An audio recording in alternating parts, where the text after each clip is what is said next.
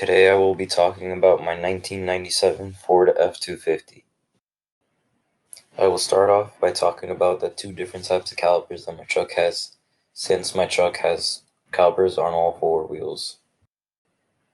As you can see in this picture, this is the front end of my truck. On the front discs, my truck has fixed calipers. These types of calipers are rigid, so they don't move, and they apply equal pressure onto the pads. And these come in either 2, 4, 6, 8 pistons, depending on the vehicle and manufacturer. And here in the rears, I have floating calipers.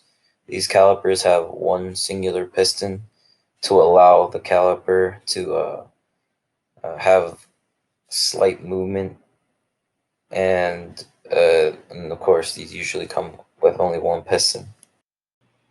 Here in this picture you can see my brake fluid reservoir, and right under it my master cylinder.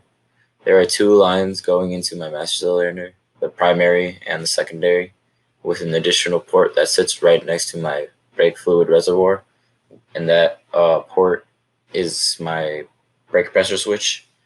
My master cylinder does not include a quick take-up, and also the level sensor inside my master cylinder is the flow type, so it uses a magnetic read to determine the flow level inside my reservoir.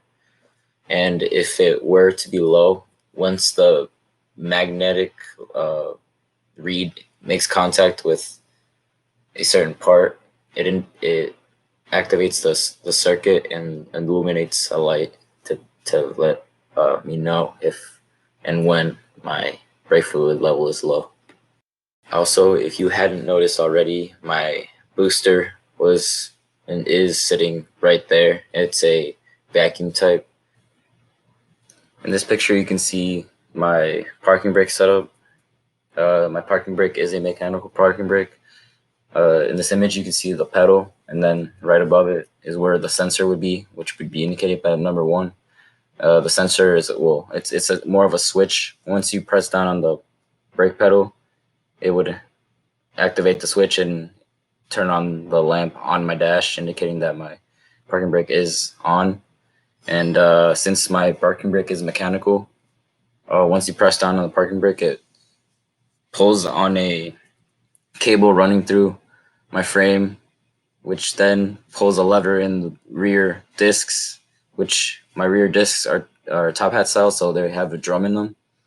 And once that lever is pulled, it allows for the shoes in the drum to expand, enabling it to hold my vehicle in place. And that is the operation of my parking brake. Here you can see a picture of my ABS module, or hydraulic module.